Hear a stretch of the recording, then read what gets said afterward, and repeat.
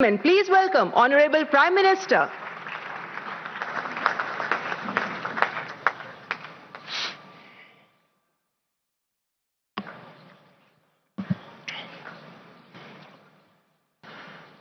लोकसभा के अध्यक्ष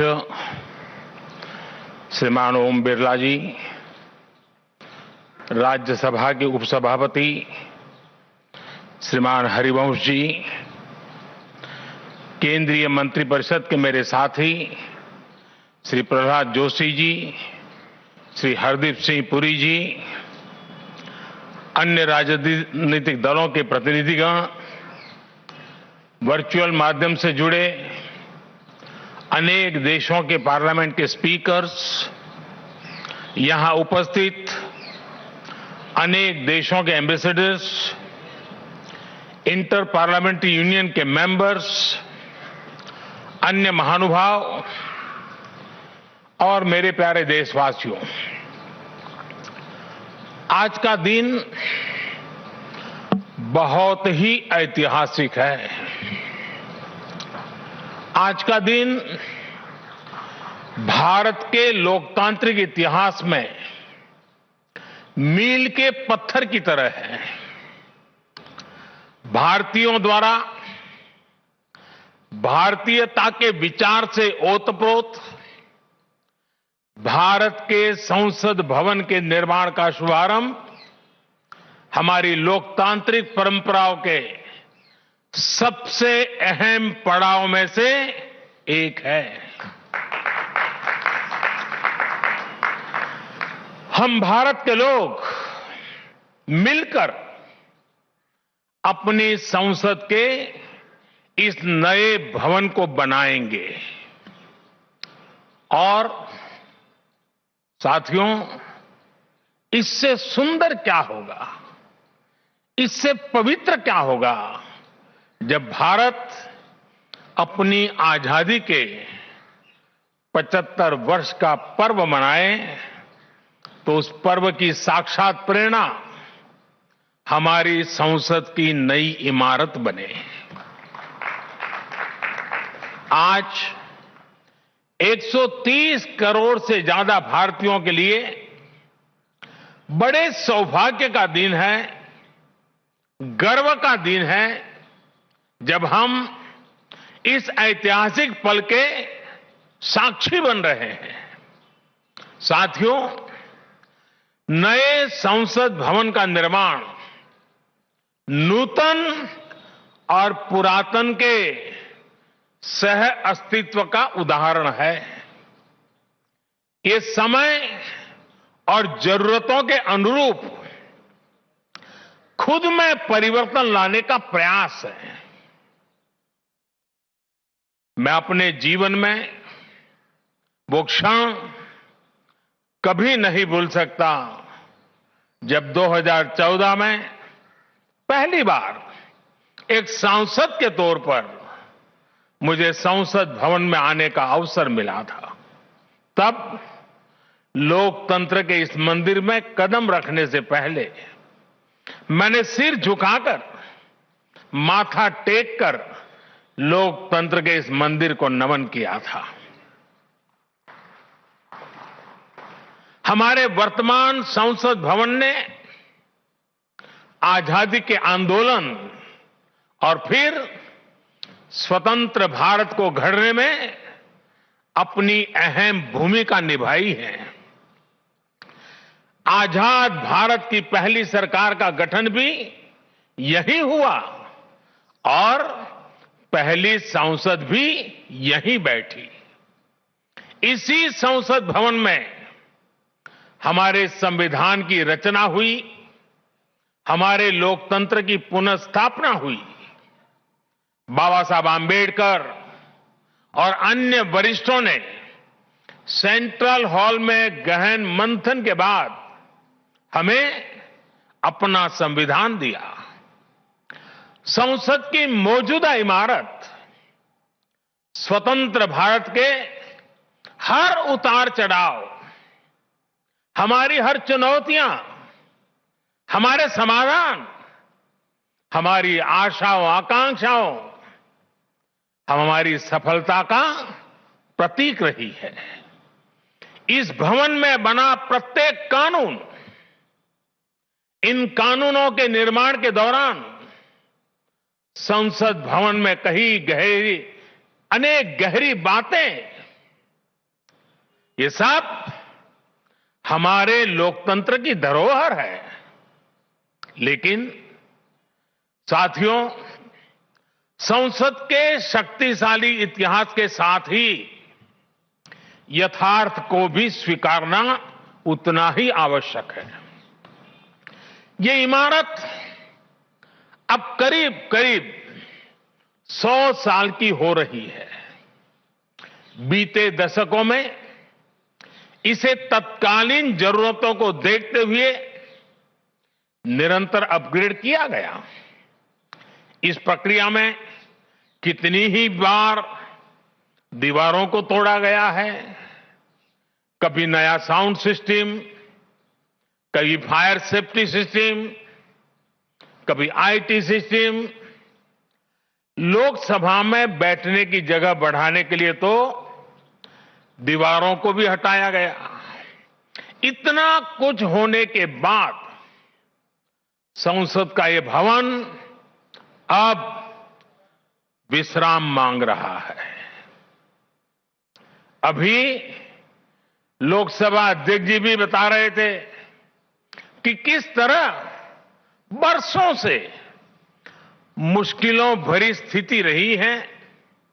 बरसों से नए संसद भवन की जरूरत महसूस की गई है। ऐसे में ये हम सभी का दायित्व बनता है कि 21वीं सदी के भारत को अब एक नया संसद भवन मिले।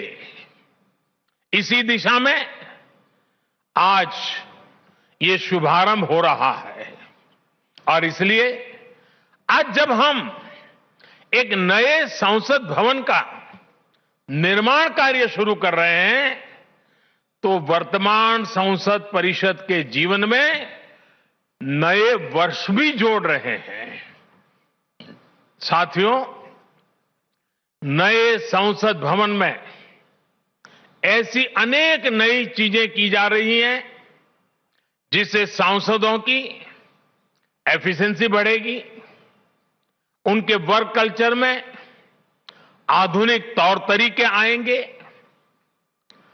अब जैसे अपने सांसदों से मिलने के लिए उनके संसदीय क्षेत्र से लोग आते हैं, तो अभी जो संसद भवन है उसमें लोगों को बहुत दिक्कत होती है। आम जनता को दिक्कत होती है, नागरिकों को दिक्कत होती है। आम जनता को अपनी कोई परेशानी अपने सांसद को बतानी है, कोई सुख दुख बांटना है, तो इसके लिए भी संसद भवन में स्थान की बहुत कमी महसूस होती है। भविष्य में प्रत्येक सांसद के पास ये सुविधा होगी कि वो अपने क्षेत्र के लोगों से यही निकट में ही, इसी ये विशाल परिसर के बीच में ही उनको एक व्यवस्था मिलेगी ताकि वो अपने संसदीय क्षेत्र से आए लोगों को उनके सुख दुख बांट सके। साथियों, पुराने संसद भवन ने स्वतंत्रता के बाद के भारत को दिशा दी, तो नया भवन आत्मनिर्भर भारत के निर्माण का गवाह बनेगा। पुराने संसद भवन में देश की आवश्यकताओं की पूर्ति के लिए काम हुआ, तो नए भवन में 21वीं सदी के भारत की आकांक्षाएं पूरी की जाएगी। जैसे आज इंडिया गेट से आगे नेशनल वॉर मेमोरियल ने राष्ट्रीय पहचान बनाई है, वैसे ही संसद का नया भवन अपनी पहचान स्थापित करेगा। देश के लोग, आने वाली पीढ़ियां नए भवन को देखकर गर्व करेगी कि ये स्वतंत्र भारत में बना है। आजादी के 75 वर्ष का स्मरण करते हुए इसका निर्माण हुआ है। साथियों, संसद भवन की शक्ति का स्रोत, उसकी ऊर्जा का स्रोत हमारा लोकतंत्र है। आजादी के समय किस तरह से एक लोकतांत्रिक राष्ट्र के रूप में भारत के अस्तित्व पर संदेह और शंकाएं जताई गई थी, ये इतिहास का हिस्सा है। अशिक्षा, गरीबी, सामाजिक विविधता और अनुभवहीनता जैसे अनेक तर्कों के साथ ये भविष्यवाणी भी कर दी गई थी कि भारत में लोकतंत्र असफल हो जाएगा। आज हम गर्व से कह सकते हैं कि हमारे देश ने उन आशंकाओं को न सिर्फ गलत सिद्ध किया है, बल्कि 21वीं सदी की दुनिया भारत को अहम लोकतांत्रिक ताकत के रूप में आगे बढ़ते हुए देख भी रही है। साथियों, लोकतंत्र भारत में क्यों सफल हुआ, क्यों सफल है और क्यों कभी लोकतंत्र पर आंच नहीं आ सकती, ये बात हमारी हर पीढ़ी को जानना समझना बहुत आवश्यक है। हम देखते सुनते हैं, दुनिया में 13वीं शताब्दी में रचित मैग्ना कार्टा की बहुत चर्चा होती है। कुछ विद्वान इसे लोकतंत्र की बुनियाद भी बताते हैं, लेकिन ये भी बात उतनी ही सही है कि मैग्ना कार्टा से भी पहले 12वीं शताब्दी में, 12th सेंचुरी में ही भारत में भगवान बसवेश्वर का अनुभव मंटपम अस्तित्व में आ चुका था। अनुभव मंटपम के रूप में उन्होंने लोक संसद का न सिर्फ निर्माण किया था, बल्कि उसका संचालन भी सुनिश्चित किया था। और भगवान बसवेश्वर जी ने कहा था, ये अनुभव मंटप जनसभा नादिना मट्टू राष्ट्रदा उन्नति के हागु अभिवृद्धि के पुरगावगी केलसा मादत था दे। यानी ये अनुभव मंटपम एक ऐसी जनसभा है जो राज्य और राष्ट्र के हित में और उनकी उन्नति के लिए सभी को एकजुट होकर काम करने के लिए प्रेरित करती है। अनुभव मंटपम लोकतंत्र का ही तो एक स्वरूप था। साथियों, इस कालखंड के और पहले जाएं तो तमिलनाडु में चेन्नई से 80-85 किलोमीटर दूर उत्तरा मेरूर नाम के गांव में एक बहुत ही ऐतिहासिक साक्ष्य दिखाई देता है। इस गांव में चोल साम्राज्य के दौरान 10वीं शताब्दी में पत्थरों पर तमिल में लिखी गई पंचायत व्यवस्था का वर्णन है, 10th सेंचुरी। और इसमें बताया गया है कि कैसे हर गांव को कुडुम में कैटेगराइज किया जाता था, जिनको अगर आज की भाषा में कहना है तो हम आज उसको एक वार्ड कह सकते हैं। उन कुटुंबों से एक एक प्रतिनिधि महासभा में भेजा जाता था। और जैसा आज भी होता है, इस गांव में 1000 वर्ष पूर्व जो महासभा लगती थी वो आज भी वहां मौजूद है। और साथियों, 1000 वर्ष पूर्व बनी इस लोकतांत्रिक व्यवस्था में एक और बात बहुत महत्वपूर्ण थी। उस पत्थर पे लिखा हुआ है, उस शिलालेख में वर्णन है इसका, और उसमें कहा गया है कि जनप्रतिनिधि को चुनाव लड़ने के लिए अयोग्य घोषित करने का भी प्रावधान था उस जमाने में। और नियम क्या था? नियम यह था कि जो जनप्रतिनिधि अपनी संपत्ति का ब्यौरा नहीं देगा, वो और उसके करीबी रिश्तेदार चुनाव नहीं लड़ पाएंगे। कितने सालों पहले, सोचिए कितनी बारीकी से उस समय पर हर पहलू को सोचा गया, समझा गया, अपनी लोकतांत्रिक परंपराओं का हिस्सा बनाया गया। साथियों, लोकतंत्र का हमारे इतिहास देश के हर कोने में नजर आता है, कोने कोने में नजर आता है। कुछ शब्दों से तो हम बराबर परिचित हैं, सभा, समिति, गणपति, गणाधिपति, ये शब्दावली हमारे मन मस्तिष्क में सदियों से प्रवाहित है। सदियों पहले शाक्य, मल्ल और बेज्जी जैसे गणतंत्र हो, लिच्छवी, मल्लक, मड़क और कंबोज जैसे गणराज्य हो, या फिर मौर्य काल में कलिंग, सभी ने लोकतंत्र को ही शासन का आधार बनाया था। हजारों साल पहले रचित हमारे वेदों में से ऋग्वेद में लोकतंत्र के विचार को समज्ञान यानी समूह चेतना, कलेक्टिव कॉन्शियसनेस के रूप में देखा गया है। साथियों, आमतौर पर अन्य जगहों पर जब डेमोक्रेसी की चर्चा होती है तो ज्यादातर चुनाव की प्रक्रिया,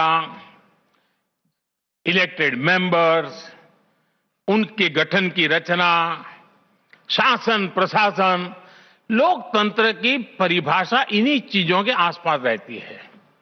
इस प्रकार की व्यवस्था पर अधिक बल देने को ही ज्यादातर स्थानों पर उसी को डेमोक्रेसी कहते हैं। लेकिन भारत में लोकतंत्र एक संस्कार है। भारत के लिए लोकतंत्र जीवन मूल्य है, जीवन पद्धति है, राष्ट्र जीवन की आत्मा है। भारत का लोकतंत्र सदियों के अनुभव से विकसित हुई व्यवस्था है। भारत के लिए लोकतंत्र में जीवन मंत्र भी है, जीवन तत्व भी है, और साथ ही व्यवस्था का तंत्र भी है, तत्व भी है, तंत्र भी है। समय समय पर इसमें व्यवस्थाएं बदलती रही, प्रक्रियाएं बदलती रही, लेकिन आत्मा लोकतंत्र ही रही। और विडंबना देखिए, आज भारत का लोकतंत्र हमें पश्चिमी देशों से न समझाया जाता है। जब हम विश्वास के साथ अपने लोकतांत्रिक इतिहास का गौरवगान करेंगे तो वो दिन दूर नहीं जब दुनिया भी कहेगी India is mother of democracy, India is mother of democracy, India is mother of democracy. साथियों, भारत के लोकतंत्र में समाही शक्ति ही देश के विकास को नई ऊर्जा दे रही है, देशवासियों को नया विश्वास दे रही है। दुनिया के अनेक देशों में जहां लोकतांत्रिक प्रक्रियाओं को लेकर अलग स्थिति बन रही है, वहीं भारत में लोकतंत्र नित्य नूतन हो रहा है। हाल के वर्षों में हमने देखा है कि कई लोकतांत्रिक देशों में अब वोटर टर्नआउट लगातार घट रहा है। इसके विपरीत भारत में हम हर चुनाव के साथ वोटर टर्नआउट को बढ़ाते हुए देख रहे हैं, बढ़ता हुआ देख रहे हैं। इसमें भी महिलाओं और युवाओं की भागीदारी निरंतर बढ़ती जा रही है। साथियों, इस विश्वास की, इस आस्था की वजह है भारत में लोकतंत्र हमेशा से ही गवर्नेंस के साथ ही मतभेदों और विरोधाभासों को सुलझाने का महत्वपूर्ण माध्यम भी रहा है। अलग अलग विचार, अलग अलग दृष्टिकोण, ये सब बातें एक वाइब्रेंट डेमोक्रेसी को सशक्त करते हैं। डिफरेंसेस के लिए हमेशा जगह हो, लेकिन डिस्कनेक्ट कभी ना हो, इसी लक्ष्य को लेकर हमारा लोकतंत्र आगे बढ़ा है। गुरु नानक देव जी ने, और बड़ी सटीक बात कही है, गुरु नानक देव जी ने भी कहा है, जब लग दुनिया रही है नानक, जब लग दुनिया रही है नानक, किछु सुनिए किछु कहिए। यानी जब तक संसार रहे तब तक संवाद चलते रहना चाहिए। कुछ कहना और कुछ सुनना, यही तो संवाद का प्राण है, यही लोकतंत्र की आत्मा है। पॉलिसीज में अंतर हो सकता है, पॉलिटिक्स में भिन्नता हो सकती है, लेकिन हम पब्लिक की सेवा के लिए हैं। इस अंतिम लक्ष्य में कोई मतभेद नहीं होना चाहिए। वाद संवाद संसद के भीतर हो या संसद के बाहर, राष्ट्र सेवा का संकल्प, राष्ट्रहित के प्रति समर्पण लगातार झलकना चाहिए।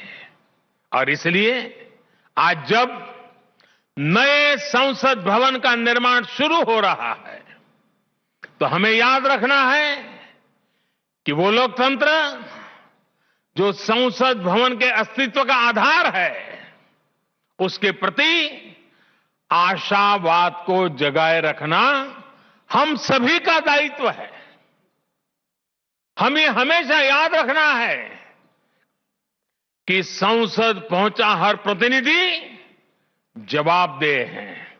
ये जवाबदेही जनता के प्रति भी है और संविधान के प्रति भी है। हमारा हर फैसला राष्ट्र प्रथम, नेशन फर्स्ट, इसकी भावना से ही होना चाहिए। हमारे हर फैसले में राष्ट्रहित सर्वोपरि रहना चाहिए। राष्ट्रीय संकल्पों की सिद्धि के लिए हम एक स्वर में, एक आवाज में खड़े हो, ये बहुत जरूरी है। साथियों, हमारे यहां जब मंदिर के भवन का निर्माण होता है, तो शुरू में उसका आधार सिर्फ ईंट पत्थर ही होता है। कारीगर, शिल्पकार सभी के परिश्रम से मंदिर के भवन का निर्माण पूरा होता है। लेकिन वो भवन एक मंदिर तब बनता है, उसमें पूर्णता तब आती है जब उसमें प्राण प्रतिष्ठा होती है। प्राण प्रतिष्ठा होने तक वो सिर्फ एक इमारत ही रहता है। साथियों, नया संसद भवन भी बनकर तो तैयार हो जाएगा, लेकिन वो तब तक एक इमारत ही रहेगा जब तक उसकी प्राण प्रतिष्ठा नहीं होगी। लेकिन ये प्राण प्रतिष्ठा किसी एक मूर्ति की नहीं होगी। लोकतंत्र के इस मंदिर में इसका कोई विधान भी नहीं है, विधि विधान भी नहीं है। इस मंदिर की प्राण प्रतिष्ठा करेंगे, इसमें चुनकर आने वाले जनप्रतिनिधि, उनका समर्पण, उनका सेवा भाव इस मंदिर की प्राण प्रतिष्ठा करेगा। उनका आचार, विचार, व्यवहार इस लोकतंत्र के मंदिर की प्राण प्रतिष्ठा करेगा।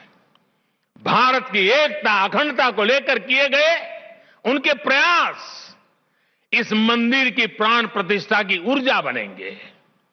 जब एक एक जनप्रतिनिधि अपना ज्ञान, अपना कौशल्य, अपनी बुद्धि, अपनी शिक्षा, अपना अनुभव पूर्ण रूप से यहां निचोड़ देगा, राष्ट्रहित में निचोड़ देगा, उसी का अभिषेक करेगा, तब इस नए संसद भवन की प्राण प्रतिष्ठा होगी। यहां राज्यसभा काउंसिल ऑफ स्टेट्स है, एक ऐसी व्यवस्था है जो भारत के फेडरल स्ट्रक्चर को बल देती है। राष्ट्र के विकास के लिए राज्य का विकास, राष्ट्र के विकास के लिए राज्य का विकास, राष्ट्र की मजबूती के लिए राज्य की मजबूती, राष्ट्र के कल्याण के लिए राज्य का कल्याण, इस मूलभूत सिद्धांत के साथ काम करने का हमें प्रण लेना है। पीढ़ी दर पीढ़ी आने वाले कल में जो जनप्रतिनिधि यहां आएंगे, उनके शपथ लेने के साथ ही प्राण प्रतिष्ठा के इस महायज्ञ में उनका योगदान शुरू हो जाएगा। इसका लाभ देश के कोटि कोटि जनों को होगा। संसद की नई इमारत एक ऐसी तपोस्थली बनेगी जो देशवासियों के जीवन में खुशहाली लाने के लिए काम करेगी, जन कल्याण का काम करेगी। साथियों, 21वीं सदी भारत की सदी हो, यह हमारे देश के महापुरुषों और महान नारियों का सपना रहा है। लंबे समय से इसकी चर्चा हम सुनते आ रहे हैं। 21वीं सदी भारत की सदी तब बनेगी जब भारत का एक एक नागरिक अपने भारत को सर्वश्रेष्ठ बनाने के लिए अपना योगदान देगा। बदलते हुए विश्व में भारत के लिए अवसर बढ़ रहे हैं। कभी कभी तो लगता है जैसे अवसर की बाढ़ आ रही है। इस अवसर का हमें किसी भी हालत में, किसी भी सूरत में इन अवसरों को हमें हाथ से निकलने नहीं देना है। पिछली शताब्दी के अनुभवों ने हमें बहुत कुछ सिखाया है। उन अनुभवों से सीखे और उन अनुभवों की सीख हमें बार बार याद दिला रही है कि अब समय नहीं गंवाना है, समय को साधना है। साथियों, एक बहुत पुरानी और महत्वपूर्ण बात मैं आज जिक्र करना चाहता हूं। वर्ष 1897 में स्वामी विवेकानंद जी ने देश की जनता के सामने 1897 में कहा था कि अगले 50 सालों के लिए उन्होंने एक आह्वान किया था और स्वामी जी ने कहा था कि आने वाले 50 सालों तक भारत माता की आराधना ही सर्वोपरि हो। देशवासियों के लिए उनका यही एक काम, भारत माता की आराधना। और हमने देखा उस महापुरुष की वाणी की ताकत। इसके ठीक 50 वर्ष बाद 1947 में भारत को आजादी मिल गई थी। आज जब संसद के नए भवन का शिलान्यास हो रहा है, तो देश को एक नए संकल्प का भी शिलान्यास करना है। हर नागरिक को नए संकल्प का शिलान्यास करना है। स्वामी विवेकानंद जी ने उनके उस आह्वान को याद करते हुए हम सबको ये संकल्प लेना है। ये संकल्प हो इंडिया फर्स्ट का, भारत सर्वोपरि। हम सिर्फ और सिर्फ भारत की उन्नति, भारत के विकास को ही अपनी आराधना बना ले। हमारा हर फैसला देश की ताकत बढ़ाए। हमारा हर निर्णय, हर फैसला एक ही तराजू में तोला जाए, और वो तराजू है देश का हित सर्वोपरि, देश का हित सबसे पहले। हमारा हर निर्णय वर्तमान और भावी पीढ़ी के हित में हो।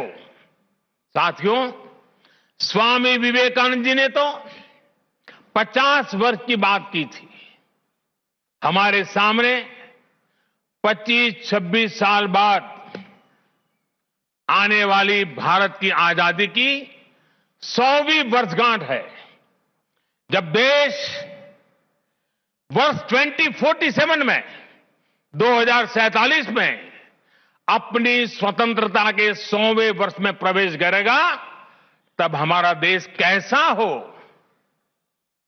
हमें देश को कहां तक ले जाना है, इस 25-26 वर्ष कैसे हमें खप जाना है, इसके लिए हमें आज संकल्प लेकर काम शुरू करना है। जब हम आज संकल्प लेकर देश हित को सर्वोपरि रखते हुए काम करेंगे, तो देश का वर्तमान ही नहीं बल्कि देश का भविष्य भी बेहतर बनाएंगे।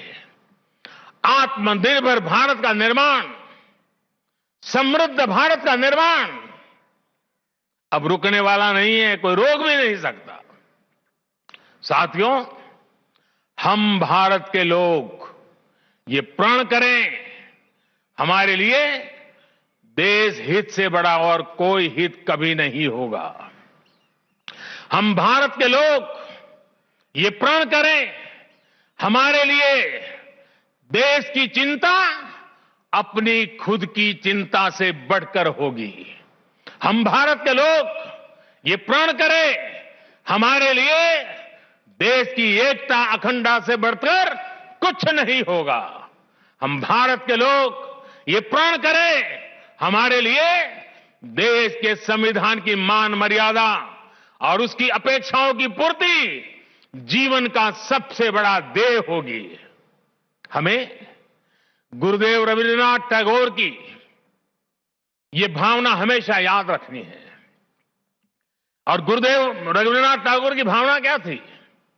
गुरुदेव कहते थे, एकोता उत्साहो धरो, एकोता उत्साहो धरो, জাতীয় উন্নতি করো, দুষুক ভুবনে সবে ভারতের জয়। यानी एकता का उत्साह थामे रहना है। हर नागरिक उन्नति करे, पूरे विश्व में भारत की जय जयकार हो। मुझे विश्वास है हमारी संसद का नया भवन हम सभी को एक नया आदर्श प्रस्तुत करने की प्रेरणा देगा। हमारी लोकतांत्रिक संस्थाओं की विश्वसनीयता हमेशा और मजबूत होती रहे। इसी कामना के साथ मैं अपनी वाणी को विराम देता हूं और 2047 के संकल्प के साथ पूरे देशवासियों को चल पड़ने के लिए निमंत्रण देता हूं। आप सबका बहुत बहुत धन्यवाद। धन्यवाद माननीय प्रधानमंत्री जी, आपके प्रेरणादायक शब्दों के लिए आपका हृदय से आभार। अंत्योदय से राष्ट्रोदय की संकल्पना को साकार करते मां भारती की सेवा में समर्पित माननीय All right, that was the प्रधानमंत्री Prime Minister's address just after laying the foundation stone of the new Parliament building. And on that note, we're going to slip into a very quick break and come back.